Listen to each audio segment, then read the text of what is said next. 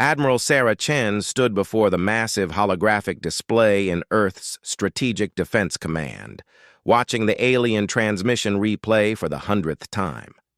The crystalline beings on the screen spoke in perfect, cold English, their translator devices making their voices sound like grinding glass. "People of Earth," the lead alien had announced, its 4 eyes gleaming with contempt.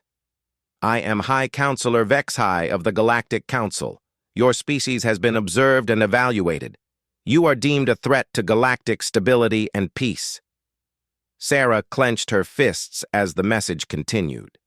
The Galactic Council, apparently comprising 12 different alien species, had been watching Earth for decades. They claimed humans were too violent, too unpredictable, too dangerous to be allowed into space.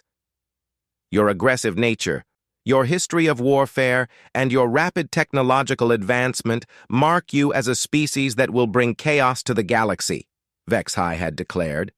Therefore, the Galactic Council has voted unanimously. You have 30 Earth rotations to surrender your planet to our administration, or we will take it by force. The transmission had ended with coordinates for Earth surrender and a demonstration of their power. A massive fleet of alien ships had appeared at the edge of the solar system, their weapons capable of destroying entire moons. They had vaporized an asteroid the size of Manhattan in seconds just to prove their point. Now, 28 days later, Earth's leaders sat in emergency session. Presidents, prime ministers, generals, and scientists from every nation had gathered in the underground bunker beneath Geneva. The air was thick with tension and the weight of impossible decisions. "They have us outgunned by every measure we can calculate," reported Dr. James Mitchell, Earth's leading astrophysicist. "Their technology is at least 500 years ahead of ours. Their smallest ships carry more firepower than our entire nuclear arsenal." President Martinez of the Global Defense Alliance shook her head. "Surrender isn't an option. We've seen what happened to other species that submitted to the Council. They become slaves, their worlds strip-mined, their people scattered across the galaxy as laborers." General Thompson, head of the combined Earth military forces, stood up slowly. He was an old soldier, scarred from conflicts across 3 continents, but his eyes still burned with determination. "We may not have their technology, but we have something they don't understand. Something they've clearly underestimated." "What's that?" asked Chancellor Weber from the European Federation. "Humanity's greatest weapon," Thompson replied. "Our stubborn refusal to give up, no matter what the odds." Sarah Chen had been quiet during the debate, but now she spoke up. "I've been analyzing their fleet compositions and attack patterns from the data we gathered during their demonstration. They rely heavily on overwhelming force and technological superiority, but there's something interesting in their tactics." She activated her personal tablet, projecting tactical displays into the center of the room. "Look at how they destroyed that asteroid. Perfect formation, coordinated strikes, no waste of energy. It's textbook military doctrine, but it's also predictable." Dr. Mitchell leaned forward. "You think we can use that against them?" "I think they've never fought an enemy that doesn't follow the rules," Sarah said. "Every species they've conquered has probably tried to match their technology, fight them ship to ship in traditional space warfare. But humans have never been traditional." Over the next 6 hours, the leaders of Earth developed what many called the most desperate plan in human history. They would not surrender, but neither would they fight the aliens on their terms. Instead, Earth would respond with something the Galactic Council had never encountered before. The plan required every resource on the planet. Factories that had been building cars started producing components for spacecraft. Scientists who had been researching climate change were reassigned to weapons development. Artists and musicians found themselves recruited to create psychological warfare programs. Most importantly, every human being on Earth would play a role. The plan wasn't just military, It was a complete transformation of human society into something the galaxy had never seen before. As the 30th day approached, Earth's response began to take shape. The aliens expected either surrender or a traditional military resistance. Instead, they would face something unprecedented in galactic history. On the morning of the final day, High Counselor Vex High's ship received an incoming transmission from Earth. The alien leader activated the communication system, expecting to hear terms of surrender or perhaps desperate pleas for mercy. Instead, a single human appeared on the screen. It was General Thompson, but he wasn't in a military uniform. He wore simple civilian clothes and stood in what appeared to be an ordinary Earth kitchen. "High Counselor Vex High," Thompson began, his voice calm and steady. "Thank you for your ultimatum. Earth has considered your demands carefully, and we have prepared our response." Vex High's crystalline features shifted in what might have been amusement. "You have decided to surrender then, human. A wise choice. Your species will be relocated to appropriate worlds where you can be properly supervised." Thompson smiled, and there was something in that expression that made the alien pause.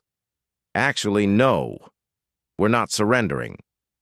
"Then you choose destruction? Your primitive weapons cannot harm our vessels." "Weapons?" Thompson laughed. "Who said anything about weapons? No, High Counselor, you've misunderstood something fundamental about humanity. You think we're dangerous because we fight wars, but you've missed the real reason we're dangerous." The alien leaned forward, its 4 eyes focusing intently on the screen. "Explain." "The real danger of humanity isn't that we fight," Thompson said. "It's that we're completely, absolutely, utterly insane, and we're about to prove it." The transmission cut off, leaving Vex High staring at a blank screen.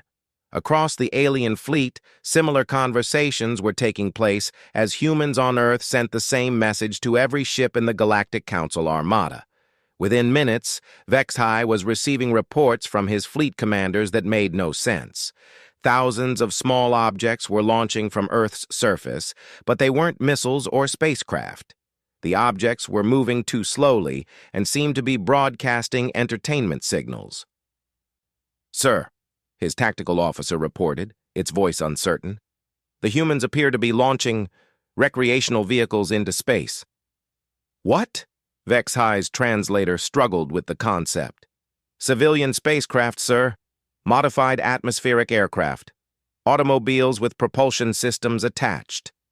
There are humans in suits designed for underwater exploration, attempting to reach our ships using chemical rockets." Vex High activated his visual scanners and watched in growing confusion as Earth's sky filled with the strangest sight in galactic military history. Converted passenger planes flew alongside homemade rockets. School buses had been fitted with engines and launched toward space. Ordinary humans in diving suits were actually trying to reach the alien fleet using modified fireworks. Are they trying to board our ships?" Vex High asked his officers. "It appears so, sir. Also, we're receiving approximately 12,000 different communication signals from the planet's surface." "Surrender terms?" "No, sir. They appear to be invitations to parties and requests for cultural exchanges. Also, approximately 3,000 humans are attempting to teach us their musical compositions." As Vex High watched the chaotic swarm of humanity ascend in Commander Zek Thul of the Hegemony Destroyer. Crimson Talon had participated in 43 planetary conquests. He had seen species surrender in terror, fight with desperate fury, and attempt to bargain with their conquerors. But nothing in his military experience had prepared him for what was happening around his ship. A converted Earth passenger plane was currently flying alongside his destroyer, maintaining perfect formation. Through the transparent aluminum viewport, Zekthul could see humans inside the aircraft, waving cheerfully and holding up handmade signs. One sign read, "Welcome to Earth," in 17 different languages, including what appeared to be a rough approximation of his own species' script. "Sir," his communications officer reported, his voice strained with disbelief, "the humans in the aircraft are requesting permission to come aboard. They say they've brought snacks." Zekthul's forearms twitched in agitation. "Snacks?" "Yes, sir. They're also broadcasting what they call friendship music on all frequencies. It's quite loud, sir." Indeed. The bridge was filled with the sound of Earth music leaking through their communication systems. Zekthul had tried to filter it out, but the humans were using every frequency imaginable. Classical symphonies mixed with electronic beats, folk songs blended with heavy metal, and something called pop music that seemed designed to burrow into his brain and stay there. "Sir," another officer called out, "we have 17 more craft approaching. They appear to be civilian vehicles that have been modified for space travel." Through the view screen, Zekthul watched a yellow vehicle approaching his ship. According to the computer, it was something called a school bus that had been fitted with rocket engines and a pressurized cabin. Children were visible through the windows, their faces pressed against the glass, looking at his destroyer with expressions of pure wonder and excitement. "The school bus is hailing us," the communications officer reported. Against his better judgment, Zekthul accepted the transmission. The face of a young human female appeared on his screen. She couldn't have been more than 12 Earth years old. "Hello, alien friends," she said brightly. "I'm Emma, and this is my 4th grade class. We learned about space travel in school, and when we heard you were visiting, we asked our teacher if we could come say hi." Zekthul stared at the screen. You brought children to a space battle?" "Battle?" Emma looked confused. "Oh no, we're not here to fight. We're here to make friends. Look, we brought you pictures we drew." The child held up a crayon drawing that appeared to show humans and aliens holding hands under a yellow sun. Other children in the background waved more pictures, their faces beaming with innocent enthusiasm. "Commander Zekthul," another voice came from the school bus. An adult human had appeared on screen. "I'm Mrs. Patterson, their teacher. The children were so excited about meeting real aliens that we couldn't stop them from coming. They've been preparing for weeks." "Preparing for weeks?" "Oh, yes," Mrs. Patterson continued cheerfully. "They've been learning about different cultures and how to be good ambassadors for Earth. Would you like to see their presentation about friendship across the galaxy?" Before Zekthul could respond, his tactical screen lit up with new contacts. Hundreds of them. Thousands. The scanner couldn't keep up with the sheer number of objects rising from Earth's surface. "Sir," his tactical officer reported, his voice cracking, "I'm reading everything from modified commercial aircraft to what appears to be a hot air balloon with rocket boosters. There's also something the computer is classifying as a food truck that has somehow achieved orbital velocity." Zekthul switched his view screen to wide angle and immediately regretted it. The space around Earth had become a chaotic carnival of human ingenuity. Converted airplanes flew alongside homemade spacecraft. Boats fitted with engines designed for atmospheric flight somehow maintained their position in the vacuum of space, their human occupants wearing diving suits and waving flags. "The food truck is hailing us," his communications officer announced weakly. "On screen," Zekthul said, no longer sure why he was even trying to maintain military protocol. A human male wearing what appeared to be a chef's hat appeared on the screen. Behind him, Zekthul could see others preparing what looked like food. "Greetings, space visitors," the human called out cheerfully. "I'm Tony, and this is Tony's Cosmic Cuisine.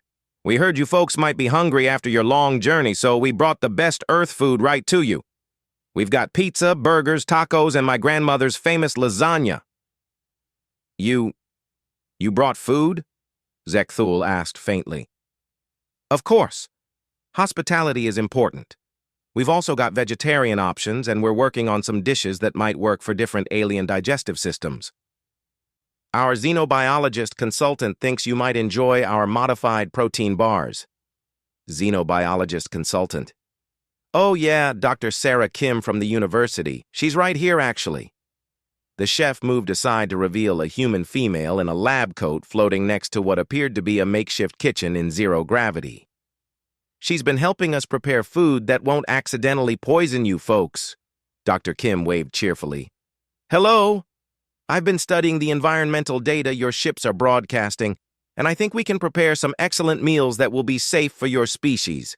Would you like to try some samples? Zek Thul's command training had covered many scenarios, but none of them involved being offered home-cooked meals by the species he was supposed to be conquering. He turned to his tactical officer. Status report. How many human craft are currently in our vicinity? Unknown, sir. The scanners are overloaded. Conservative estimate places the number at over 50,000 and rising.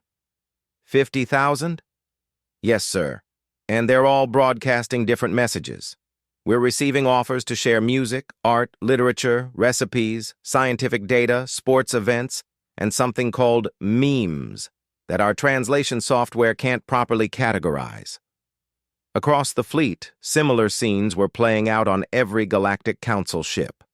The Vorthan battlecruiser, Death's Edge, found itself surrounded by converted passenger jets full of elderly humans who insisted on sharing stories about their grandchildren. The Calixian dreadnought Void Ripper was being serenaded by a symphony orchestra that had somehow managed to get their instruments into space. High Counselor Vexhi's flagship was experiencing its own unique form of chaos. His bridge was currently filled with the sound of what humans called rock music, being broadcast by a group of young humans in what appeared to be a converted tour bus.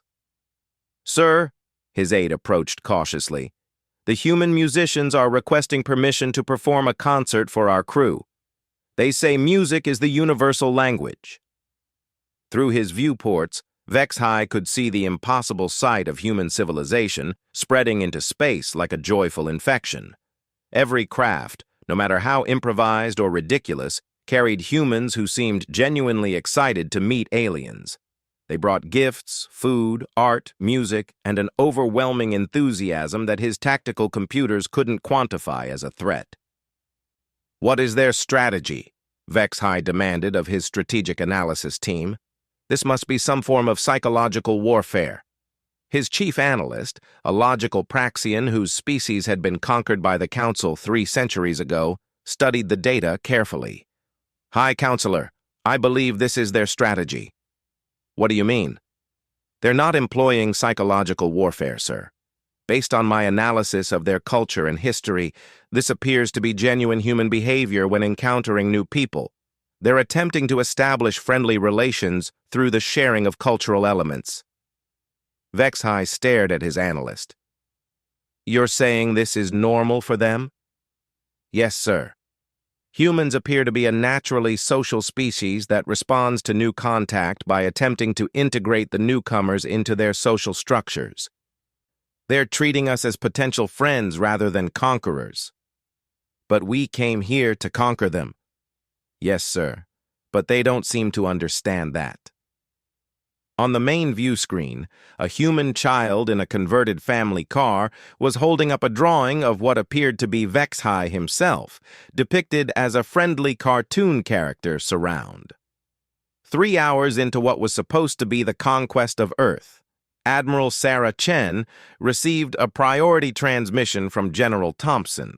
She was currently aboard the hastily converted International Space Station, which had become Earth's primary military command post for the operation. Sarah, Thompson's voice crackled through the communication system. We're getting reports from all over the system. The alien fleet is confused. Through the observation windows, Sarah could see the incredible sight of humanity's response to the alien threat. The space around Earth looked like the galaxy's largest impromptu festival. Converted aircraft, modified vehicles, and improvised spacecraft filled the void between planets, each one carrying humans determined to make contact with their visitors. Confused how? Sarah asked, though she suspected she knew the answer. They can't figure out what we're doing. According to our monitoring stations, their fleet communications are completely chaotic. They keep asking each other what our strategy is. Sarah smiled. That's because we don't have one, not in the way they understand strategy. The plan had been beautifully simple in its complexity. Instead of fighting the aliens or surrendering to them, Earth had chosen a third option that the Galactic Council had never encountered: aggressive friendship. Every human on Earth had been given the same mission: make contact with the aliens, share human culture, be so overwhelmingly friendly and enthusiastic that the invasion force wouldn't know how to respond. It was working better than anyone had dared hope. Sarah's communications officer interrupted her thoughts. "Admiral, we're receiving a transmission from the alien flagship. They're requesting to speak with Earth's military leadership." "Put them through." High Counselor Vexhai appeared on the main screen, and Sarah was surprised to see that the crystalline alien looked genuinely distressed. His 4 eyes were darting around nervously, and his usually perfect posture seemed somehow deflated. "Human leader," Vexhai began, his voice lacking its earlier authority. "I am High Counselor Vexhai. We need to discuss the current situation." "Of course," Sarah replied cheerfully. "I'm Admiral Chen. How can we help you?" "Help us?" Vexhai's translator seemed to struggle with the concept. "You are supposed to surrender or resist. You are not supposed to help us." "Why not? You're our guests. Hospitality is important to humans." Behind Vexhai, Sarah could see other aliens moving around the bridge in apparent confusion. One of them was holding what appeared to be a human-made pizza box, staring at it as if it might explode. "Admiral Chen," Vexhai continued, "your people have surrounded our fleet with civilians offering us food and entertainment. This is not how planetary conquest works." "Well," Sarah said reasonably, "maybe that's the problem. Maybe planetary conquest just isn't a very good way to meet new people." "But you are a violent species. Our intelligence reports show constant warfare throughout your history." Sarah nodded thoughtfully. "That's true. Humans do fight each other sometimes, but we also do something else that your intelligence reports apparently missed." "What?" "We make friends, sometimes with people who started out as enemies." On her tactical display, Sarah could see that the alien fleet was slowly but steadily being surrounded by human civilian craft. But it wasn't a military encirclement. It was more like a massive, chaotic welcome party that happened to take place in space. "Admiral," Vexhai said, his voice taking on a desperate tone, "what is your military objective? To make sure nobody gets hurt and everybody has a good time? That's not a military objective." "Why not?" Vexhai stared at her for a long moment, his crystalline features reflecting the light from his ship's displays. Because it doesn't make sense from a strategic perspective." "Maybe," Sarah suggested gently. "Your strategic perspective needs updating." The communication was interrupted by Sarah's officer. "Admiral, we're getting reports from all across the fleet. Individual alien ships are requesting permission for humans to come aboard." "Permission granted, but maintain safety protocols. Make sure our people are protected." "Actually, Admiral," the officer continued, looking puzzled, "the safety requests are coming from the aliens. They're asking our people to be careful because their ship systems aren't designed for human physiology." Sarah raised an eyebrow. "They're concerned about our safety?" "Yes, ma'am. Several alien commanders have specifically requested that we send engineers to help them modify their life support systems so humans can visit safely." Turning back to Vexhai, Sarah saw that the alien leader had been listening to the exchange. His expression had shifted from confusion to something that might have been resignation. "High Counselor," Sarah said gently, "why don't you come visit Earth? Not as a conqueror, but as a guest." Let us show you what humanity is really like. I don't understand your species, Vex-High admitted. We came here to subdue you because our intelligence indicated you were dangerous. But this is not dangerous behavior. Actually, Sarah said, it's the most dangerous thing humans do. What do you mean? Sarah gestured toward the view screen, where the chaotic dance of human and alien spacecraft continued. We make friends with people. We share our culture. We invite them into our communities. And eventually, we convince them that our way of life might be worth trying. You're saying this is a form of conquest? No, Sarah corrected. This is the opposite of conquest. This is collaboration. It's how humans have always dealt with new groups throughout our history. Sometimes we fight, yes, but more often we find ways to work together. The transmission was interrupted by another communication. A young human voice came through the speakers. Admiral Chen, this is Emma from Mrs. Patterson's class. We're aboard the alien ship, Crimson Talon, and Commander Zekthul is really nice. He's been showing us their ship, and we've been teaching him Earth songs. Can we invite him to our school when we get back home? Sarah looked at Vex-High, who seemed to be processing information at a rate that was taxing his translator. Hi, Counselor. It sounds like your people are already making friends with ours. This is unprecedented, Vex-High said quietly. In 12,000 years of Galactic Council operations, no species has ever responded to contact this way. Maybe that's because you've never met humans before. Over the next several hours, the situation continued to evolve in ways that no military textbook had ever contemplated. Human civilians were touring alien ships, sharing meals with crews who had arrived to conquer them. Alien scientists found themselves in heated but friendly debates with human researchers about faster-than-light travel. Several alien commanders had been invited to dinner parties on Earth. Most remarkably, some aliens had begun to question why they had come to Earth in the first place. Commander Zekthul's report to High Counselor Vex-High perfectly captured the problem the Galactic Council now faced. Sir, Zekthul transmitted from his bridge, where several human children were now helping his crew with routine maintenance tasks. I believe we may have made an error in our assessment of human behavior. Explain. These are not a violent species, sir. They are an enthusiastic species. Their history of warfare stems not from aggression, but from their intense emotional responses to protecting the things they care about. And, sir, they seem to care about everything. Everything? Yes, sir. They've adopted my crew. Lieutenant Kexmore has been invited to something called a birthday party for one of the human children. Engineering Officer Velthan is currently learning to play a human musical instrument called a guitar. And, sir, I believe I am becoming emotionally attached to these beings. It was at that moment that High Counselor Vex-High realized the true scope of humanity's victory. They hadn't defeated the Galactic Council through superior firepower or tactical brilliance. They had done something far more effective. They had made the Council's soldiers care about them. Within 48 hours of the failed invasion, the first Galactic Council ship requested permission to establish permanent cultural exchange programs with Earth. Within a week, 3 alien species had formally withdrawn from the Council and requested to join Earth's growing interstellar alliance.